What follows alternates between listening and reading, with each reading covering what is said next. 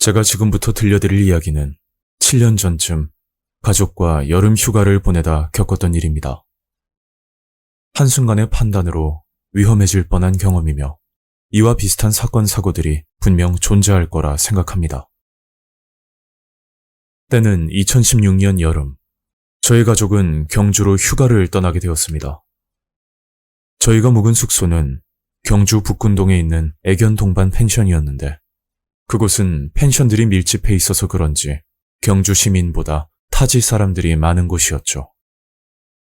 그날 체크인이 3시부터라 저희 가족은 점심을 먹고 나서 시간에 맞춰 펜션에 도착을 했었습니다. 그렇게 늦은 밤 아이를 재우고 난 뒤 저는 아내와 함께 맥주 한 잔을 하려던 참이었죠. 여보, 아이스박스에 있던 맥주 못 봤어? 분명 출발할 때 넣었던 기억이 있긴 한데 아무리 찾아도 보이질 않았습니다. 그냥 자려니 너무 허전해서 얼른 편의점에 다녀오기로 생각했죠. 내비게이션으로 근처 편의점을 검색했더니 대략 4km 근방에 한 곳이 있더군요.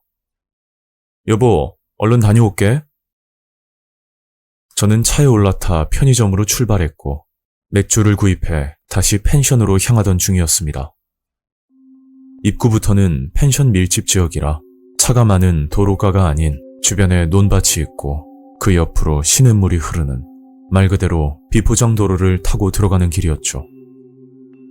가로등도 거의 없어서 주변은 어두운 상태라 조심스럽게 숙소로 향하고 있는데 맞은편에서 대형 트럭 한 대가 천천히 다가오더군요. 이러면 지나가기가 힘들지 않나? 상세하게 펜션 입구길을 말씀드리자면 일반 승용차 2대가 힘들게 지나갈 수 있을 정도의 좁은 길이었고 양옆으로 깊은 논두렁이 있어서 빠지면 위험할 수도 있는 그런 길이었어요. 하지만 맞은편 트럭은 3.5톤 정도 되어 보이는 대형 트럭이었고 둘 중에 한 명이 후진을 하지 않으면 서로 지나갈 수 없는 그런 상황이었죠. 트럭 기사는 무슨 생각인지 후진은 하지 않고 천천히 제 차로 다가오더니 결국 차에서 내려 창문을 두드리더군요. 잠깐만요. 창문 좀 내려보세요. 그 말을 듣고 창문을 내렸더니 아이고, 젊은 사장님. 미안하게 됐습니다. 제가 납품을 가다가 길을 잘못 들었네요. 미안하지만 차 좀 뒤로 빼주시겠어요? 제가 트럭을 운전한 지 오래되지 않아서 후진하는 게 미숙하거든요. 사장님, 부탁 좀 드리겠습니다. 트럭 기사는 60대 정도로 되어 보였고 굉장히 선한 인상을 가지고 있었습니다. 무엇보다 차에서 내려 정중하게 부탁을 하니 거절할 수가 없었죠.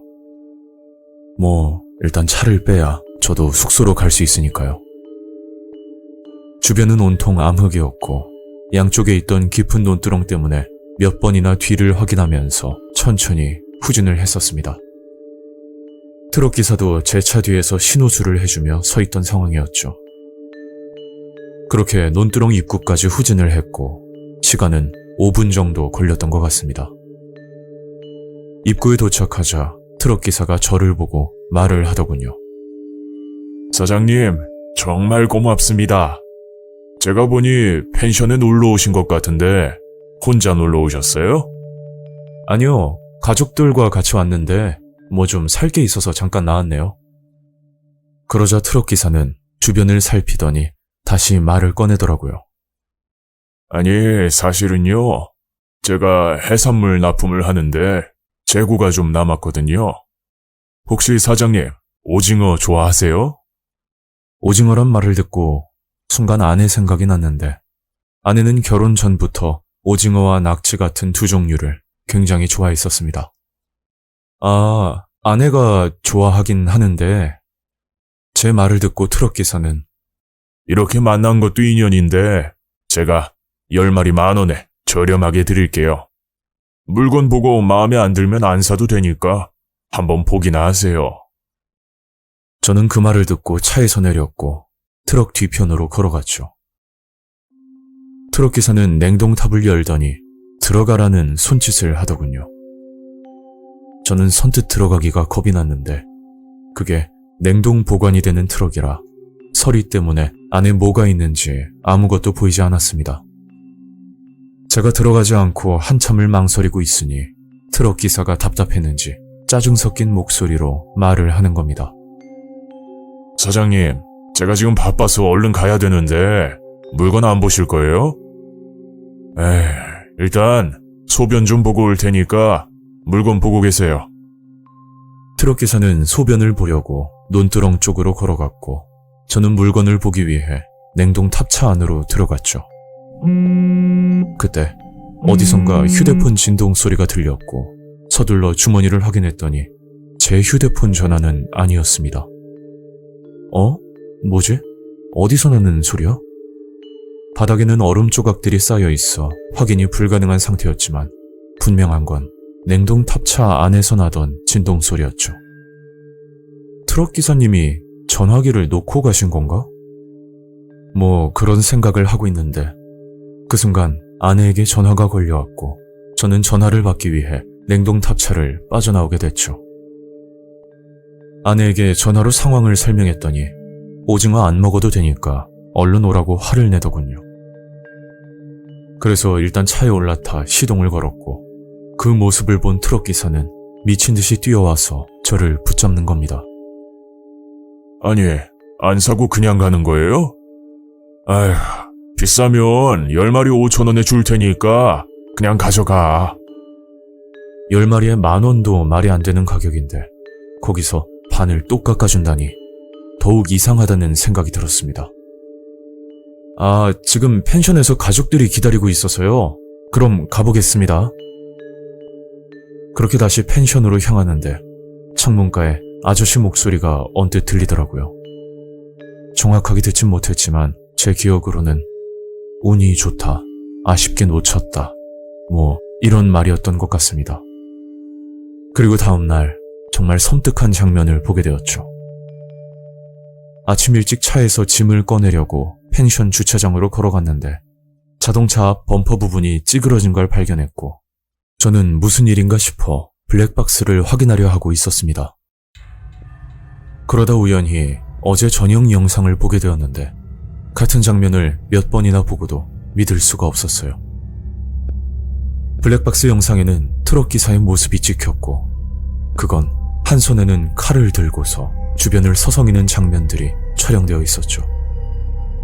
이건 지극히 제 생각인데 소변이 마렵다며 논두렁으로 가는 척을 하다가 몰래 차 안에서 칼을 가지고 나온 것 같다는 느낌이었죠. 아무리 생각해봐도 그 상황에 칼을 쓸 이유도 없었고 설령 냉동 오징어를 자르기 위해서 칼을 가지고 있었다는 것도 말이 되지 않았습니다.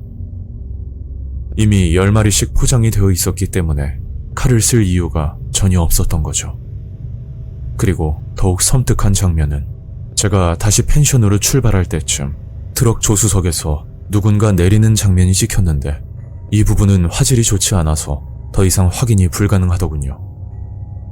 그 당시는 판단력이 흐려져 미처 몰랐지만 뒤늦게 알게 된 소름 끼치는 일들이 몇 가지가 있었습니다.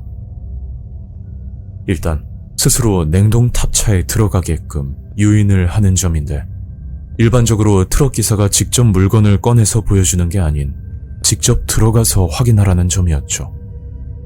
만약 제가 처음부터 의심 없이 냉동 탑차에 들어갔더라면 트럭 기사가 밖에서 문을 닫았을 수도 있었을 겁니다.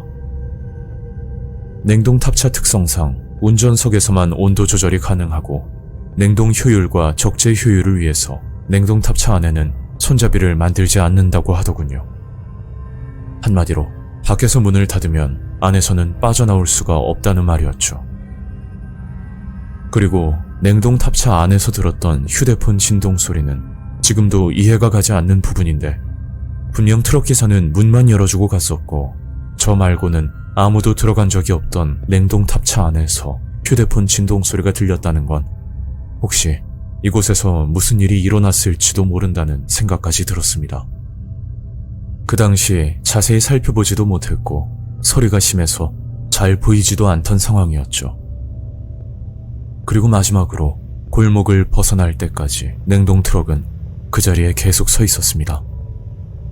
트럭 기사가 바쁘다고 했던 말과 다르게 그렇게 여유있게 행동을 한 거라면 뭔가 다른 계획이 있었을 거란 생각이 들더군요. 저는 여러 가지 의문점이 들었지만 정작 사건이 일어난 것도 아니라 경찰 신고는 하지 못했습니다. 단순히 저의 추측이었으면 좋겠다는 생각이 들고 경주뿐만 아니라 혹시나 냉동 트럭이 와서 오징어를 떠리로 준다고 하면 분명 이유가 있을 겁니다. 가끔 그날 일이 떠오르는데 만약 그 순간 아내에게 전화가 오지 않았다면 정말 위험한 일이 일어났을지도 모른다는 기억에 너무 오싹하기만 합니다. 오늘 이야기는 여기까지입니다. 구독과 좋아요 잊지 않으셨죠? 다음 영상으로 또 뵐게요. 감사합니다.